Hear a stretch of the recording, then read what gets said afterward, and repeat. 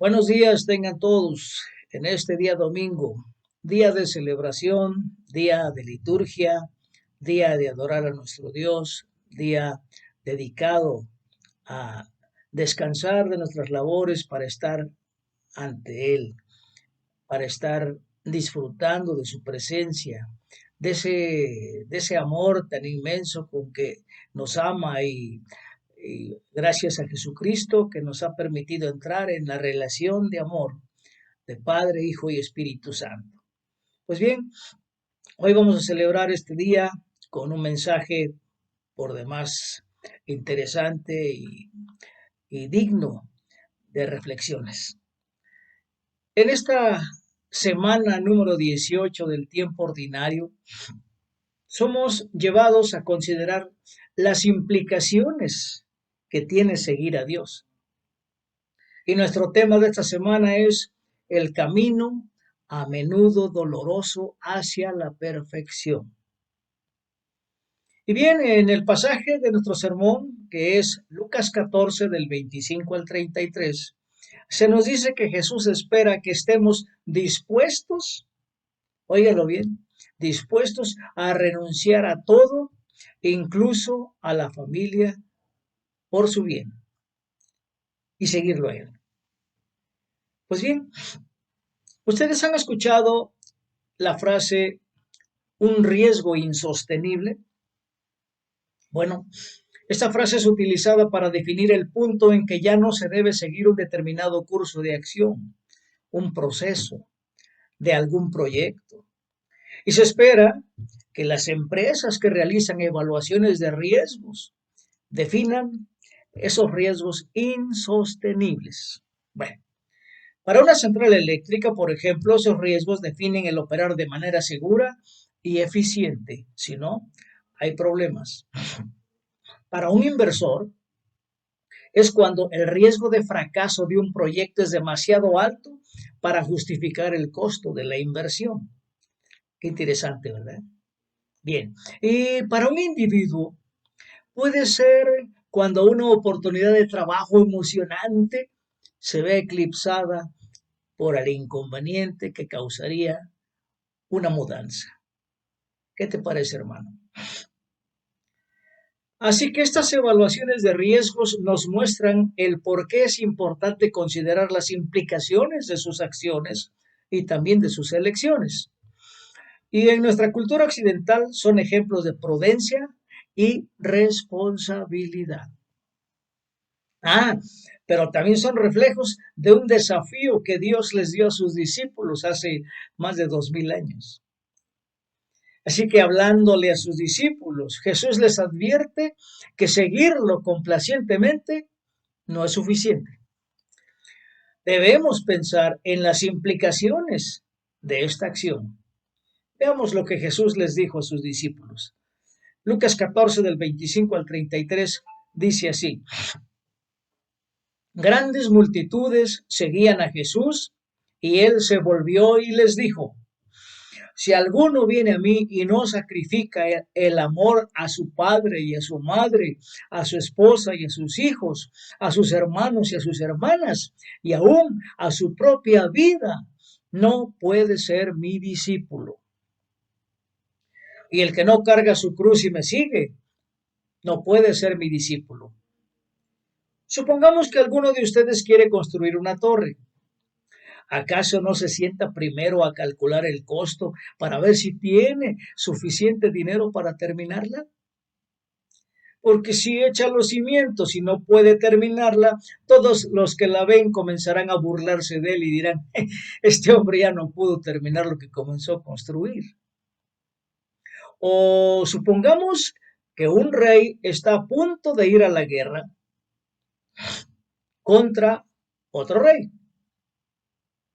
¿Acaso no se sienta primero a calcular si con 10,000 hombres puede enfrentarse al que viene contra él con 20,000?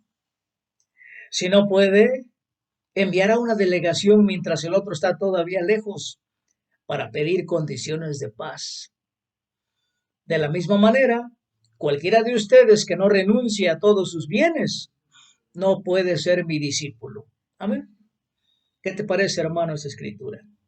Es que es difícil leerla y no pensar en la familia o el cónyuge, porque hace referencia a aquellos que amamos y también hace referencia a una pregunta desgarradora. Hermano, ¿estás listo para colocar a Jesús por encima de todos ellos? Bueno, en la evaluación de riesgos de nuestra vida espiritual, te pregunto, ¿es el costo de seguir a Jesús más de lo que podemos soportar? Así que si te sientes que es así, quizá te tranquilice saber que no estás solo. Incluso hoy, esta pregunta sigue llevando a los cristianos a la duda. Es que el costo parece demasiado grande, pero la recompensa es incalculable. Y si nos damos cuenta, la escala de nuestra evaluación de riesgo espiritual se tambalea de un lado hacia otro salvajemente. Pero sabemos que aterrizará del lado de nuestra relación eterna con Dios. ¿Saben por qué? Porque Jesús ya nos lo ha demostrado. Pero esto no reduce la angustia que causa pensar en los sacrificios que Él está pidiendo. Vamos a desglosar el texto que acabamos de leer y preguntarnos y darle respuesta a esta pregunta. ¿Qué es lo que Jesús les pide a sus discípulos en este pasaje?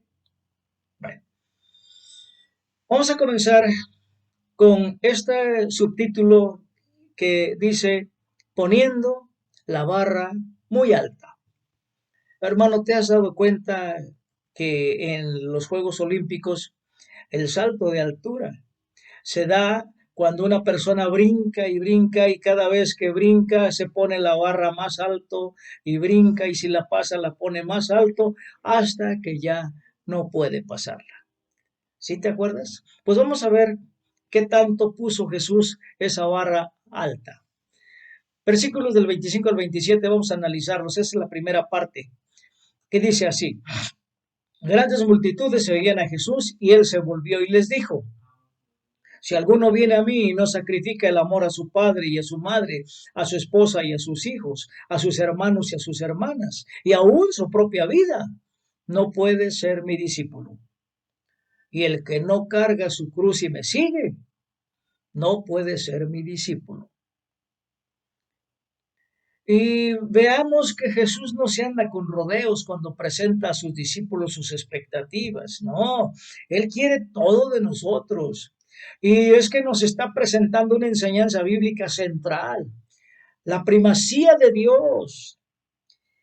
Los 10 mandamientos declararon que no debemos tener otro Dios delante de Él. Y Jesús nos enseña el corazón de esa ley. No debe haber nada en nuestras vidas antes de Dios. Y cuando Jesús nos dice que pongamos a nuestra familia en segundo término, no lo dice literalmente, vamos a ver, porque sabemos que esto tiene una respuesta. Y si buscamos en otras partes de la escritura, vamos a encontrar algunos ejemplos. Por ejemplo, dice que la escritura muestra amor por su madre y la provee en la cruz al encargarle a Juan su cuidado. ¿Sí? Es un proveedor. Y además, en 1 Juan 4:20 se nos dice que la persona que odia a su hermano no puede amar a Dios. Entonces, hermanos, ¿a dónde nos lleva esto? Jesús nos ha mostrado que desea amor y no odio. Por lo que podemos decir con confianza que aquí está exagerando para enfatizar la importancia de esta enseñanza. Y la reacción extrema que sentimos ante la idea de odiar o rechazar a nuestra familia es la intención detrás de la enseñanza de Jesús aquí. Que la aversión a odiarnos o rechazarlos debe reflejarse en un amor aún mayor por Dios. Y entonces, al poner la barra tan alta, inalcanzable, Jesús nos establece una meta de por vida de amar a Dios cada vez más, así como el que hace sus saltos de altura, ¿verdad? Cada día más alto y más alto. Y nos damos cuenta que el caminar cristiano es una lucha constante por poner a Dios en el lugar adecuado, en el centro de nuestras vidas. Pero mientras no esté ahí todavía, no hemos logrado el objetivo de amarlo tanto como para rechazar todo lo demás. Y bueno, Jesús pone en su ejemplo una meta inalcanzable o alcanzable. Vamos a ver. En contraste con el llamado a rechazar a nuestra familia, hay un llamado a rechazarnos a nosotros mismos, tomar nuestra propia cruz y seguirlo. Y Jesús ha demostrado que podemos cumplir con ese llamado, porque Él ya lo hizo. Y ese llamado a un amor sacrificial resiliente es fundamental para ser un discípulo de Jesús. Y es que Él nos ha llamado a un camino a menudo doloroso hacia la perfección y quiere que seamos conscientes de todo lo que viene en Él y de Él. Así que vamos a ver que necesitamos hacer una evaluación. Haciendo esta evaluación nos damos cuenta. Lucas 14 del 28 al 30 nos dice, supongamos que alguno de ustedes quiere construir una torre. ¿Acaso no se sienta primero a calcular el costo para ver si tiene suficiente dinero para terminarla?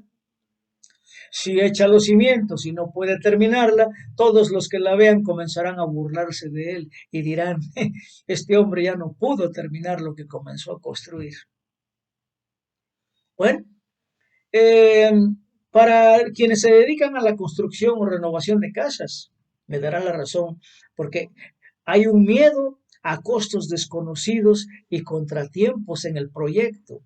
Y eso es una realidad siempre presente, constante. Y entonces el consejo común es partir de la cotización inicial y agregarle al menos un 20% para determinar el presupuesto para dicho proyecto. Y si no se cubren esas necesidades financieras, habrá consecuencias a largo alcance. Y no es un proceso que termina cuando comienza el proyecto, no. Durante el proyecto, durante el desarrollo del proyecto, los informes de progreso, los costos de inflación y la fluctuación en los mercados son cosas que afectan los insumos. Y bueno, y también es un proceso igualmente angustioso para nuestra vida espiritual. Y aunque sus discípulos tenían tiempo con él, había otros jóvenes. Por eso no reduce la necesidad de una autoevaluación espiritual. Sin duda, vamos a ver un ejemplo, sin duda Judas no siempre tuvo la intención de traicionar a Jesús, pero en algún momento comenzó a valorar algo más que Dios.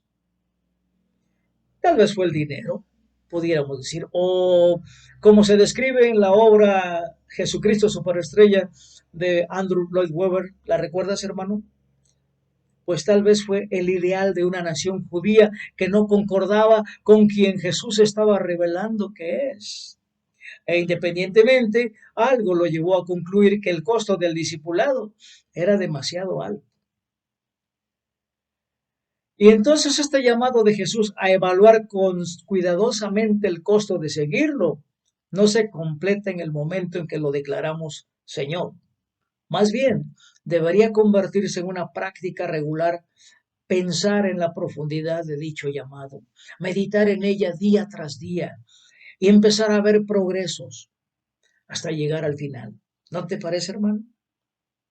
Bueno, y vamos a ver la tercera parte que se ha titulado Un pronóstico menos nefasto de lo que parece. El engaño de las palabras. Vamos a ver. Versículos del 31 al 33 dice así. O supongamos que un rey está a punto de ir a la guerra contra otro rey. ¿Acaso no se sienta primero a calcular si con 10,000 hombres puede enfrentarse al que viene contra él con 20,000? Si no puede, enviará una delegación mientras el otro está todavía lejos para pedir condiciones de paz. Y de la misma manera, cualquiera de ustedes que no renuncie a todos sus bienes no puede ser mi discípulo. Vamos a ver dónde se encuentra este detallito. Hermano, ¿te parece que la vida cristiana es una introspección sin gozo y confesiones de insuficiencia? ¿Te sientes derrotado, impotente? ¿No te alcanza? Bueno, tomado solo, este pasaje pudiera llevarnos a la conclusión de que, como no alcanzamos la perfección, deberíamos rendirnos. Pero afortunadamente el evangelista Lucas enfatiza que el llamado de Cristo requiere de una devoción completa y absoluta. una devoción que no podemos proporcionar.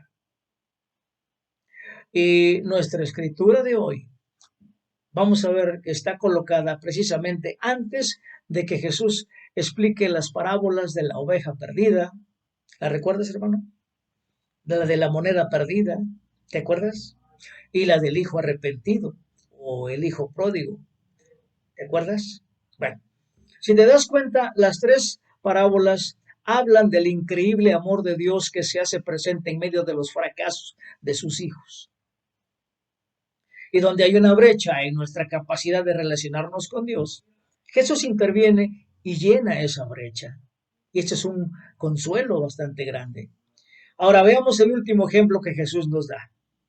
El rey que no es capaz de luchar contra el enemigo que viene hacia él. Esto es algo especial. Vamos a ver por qué. Y en este ejemplo se pagará un costo de todos modos, porque el otro rey vendrá a hacer la guerra. Y mientras que el hombre que piensa en construir su torre puede simplemente decidir no construirla, pues el rey no puede simplemente decidir ignorar al ejército que se acerca a su tierra. Y calculando su costo se da cuenta que se queda corto. Pero ese no es el final de la narrativa, no. La parábola no concluye con su derrota y su muerte, no. El rey se da cuenta que necesita buscar la misericordia de su oponente. Y al igual que este rey, nosotros en este tiempo nos encontramos en conflicto con un enemigo incalculablemente superior a nosotros. Cuidado, pero no es lo que estás pensando. Este enemigo no es Satanás, no, ni el pecado. ¿Sabes quién es? Dios mismo. Porque en nuestra relación pasada nos encontrábamos alineados contra el creador de todas las cosas. Desde un principio éramos enemigos de Dios. Y Jesús se refiere a esto cuando le dice al apóstol Pablo en una visión, versículo 14 de Hechos 26, que dice, todos caímos al suelo y yo oí una voz que me decía en arameo, esto es lo que le dijo Dios, Saulo, Saulo, ¿por qué me persigues? ¿Qué sacas con darle cabezazos contra la pared? Y es que la oposición a Dios es un ejercicio inútil y es muy parecido a la guerra de este rey. Vamos a ver por qué. Si el rey se hubiera basado en su propio gobierno y su propio camino, se habría encontrado no solo sin corona, sin país y aún sin vida. Pero en cambio, debe pedir la paz, debe renunciar a la corona y al país y debe renunciar a todo lo que tiene. Hermanos, el camino de la salvación.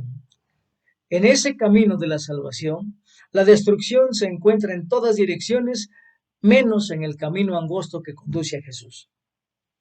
Y el costo del discipulado no se trata solo de contar lo que debemos renunciar para seguir a Jesús, sino de reconocer cuánto mayor es la pérdida de no seguirlo. Este es el corazón de la lección de Jesús, porque sin Él no hay vida, ni resurrección, ni esperanza, ni futuro. Sin Él no tendríamos madres, padres, hermanos, hermanas. Sin Él no hay camino angosto que seguir. Y cuando contamos el costo del discipulado, encontraremos que somos incapaces de proporcionar lo que se requiere. Y es que también nosotros necesitamos misericordia y gracia, como el Rey, ¿verdad? Y al contar el costo, concluimos que no podemos pagar o sacrificar lo suficiente. Pero no nos desesperemos. No, nuestra incapacidad se contrasta con la capacidad y el deseo del Espíritu Santo de apoderarse de nosotros y llevarnos de regreso. ¿Sabes a dónde, hermano? Al pie de la cruz. Y al pie de la cruz, hermano, recuerda el alto precio que Jesús pagó por nosotros y el terrible costo que soportaríamos si no lo hubiera hecho. Y es a la luz de este sacrificio amoroso que nos comprometemos una vez más a reconocerlo como el centro de nuestra vida. ¿Te parece que sí, hermano? Esperemos que Cristo sea el centro de nuestras vidas y que Él gobierne nuestras vidas, porque Él nos va a hacer que libremos esa barra que está tan alta, ¿verdad? Y llegaremos al otro lado. ¿Qué te parece, hermano? ¿Verdad que sí? Bien, vamos a terminar este mensaje y vamos a concluir leyendo las palabras del teólogo Dietrich Bonhoeffer en su obra El costo del discipulado. Vamos a leerlo. Dice así: la gracia del gran costo es el evangelio que debe buscarse una y otra vez, el don que debe pedirse, la puerta a la que un hombre debe llamar. Tal gracia es costosa porque nos llama a seguir, y es gracia porque nos llama a seguir a Jesucristo. Es costosa porque le cuesta la vida al hombre, y es gracia porque le da al hombre la única vida verdadera. Es costosa porque condena al pecado, y es gracia porque justifica al pecador. Y sobre todo, es costoso porque le costó a Dios la vida de su Hijo. No se nos olvide aquella frase que dice: por precio habéis sido comprados. Y lo que ha costado mucho a Dios no puede ser barato para nosotros. Sobre todo es gracia, porque Dios no consideró a su Hijo un precio demasiado alto para pagar por nuestra vida, sino que lo entregó por nosotros. Así que, hermanos, termino. La gracia costosa es la encarnación de Dios. Amén. Demos gracias. Bendito Padre, te damos gracias por este mensaje tan interesante y tan profundo. Tal vez pensemos tan exigente, pero tú eres perfecto, Señor, y tú ya lo has logrado. Y gracias a ello nos ayudas a salir adelante, nos ayudas a brincar esa barra altísima y caeremos al otro lado en tu presencia, en tus brazos, en la relación perfecta contigo, Padre, Hijo y Espíritu Santo. Gracias porque no estamos solos. Gracias porque el precio del discipulado es enorme y no lo podemos pagar por nosotros mismos, pero tú sí lo pagas por nosotros. Es más, ya lo has hecho. Así que, Padre, nos acogemos a tu gracia, nos ponemos bajo tus alas, nos ponemos en tus brazos y sentimos tu abrazo, sentimos tu apapacho, sentimos tu protección y tu amor desbordante en cada aspecto de nuestras vidas. Y entonces, Padre, ayúdanos y enséñanos a ponerte en el centro de nuestras vidas. En el nombre de Jesús. Amén.